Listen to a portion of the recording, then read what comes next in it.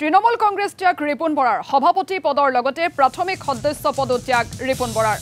সাধাৰণ সম্পাদক অৰূপজ্যোতি ভূঞাৰো তৃণমূল কংগ্ৰেছ ত্যাগ সাধাৰণ সম্পাদক গজেন্দ্ৰ প্ৰসাদ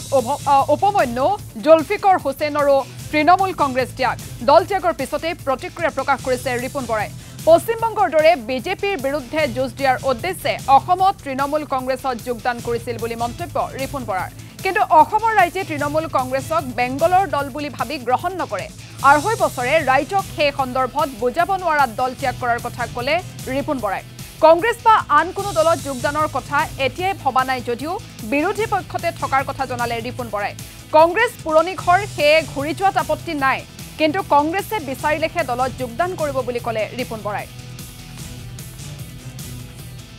টিএমচিক অসমৰ ৰাইজে গ্ৰহণ নকৰে টিএমচিক অসমৰ ৰাইজে গ্ৰহণ নকৰে যে টিএমচিক এই কাৰণে অসমৰ ৰাইজে গ্ৰহণ নকৰে যে এইটো এটা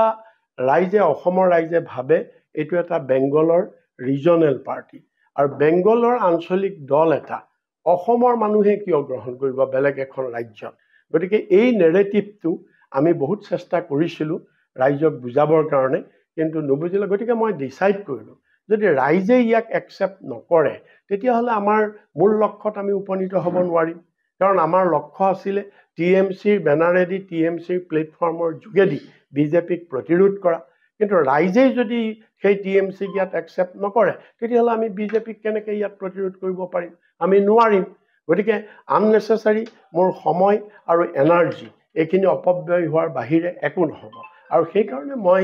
বহুত চিন্তা কৰি মই টিএমচি দলৰ পৰা মই ত্যাগ কৰিছোঁ সেইকাৰণে যাতে ৰাইজে যিটো বিচাৰিছে মই সেইটো মানিবলৈ মই বিচাৰিছোঁ মই এতিয়া কোনো দল বচাৰ কথা অহা নাইকিয়া মই এজন ৰাজনৈতিক ব্যক্তি হিচাপে থাকিম আৰু বিৰোধী শিবিৰত মই থাকিম আৰু বিৰোধী শিবিৰত থাকি যে যিটো আমাৰ বিৰোধী ঐক্য মঞ্চই যিখন যুঁজ আমি ইয়াত মানে ২৬ৰ কাৰণে প্ৰস্তুত কৰিছোঁ বিজেপিক উৎখাত কৰিবৰ কাৰণে সেই যুঁজৰে মই অংশীদাৰ হৈ থাকিম মই বেলেগ দলত যোগদান কৰাৰ বিষয়ে এতিয়ালৈকে মই কোনো চিন্তা কৰা নাই কোনো সিদ্ধান্ত লোৱা নাই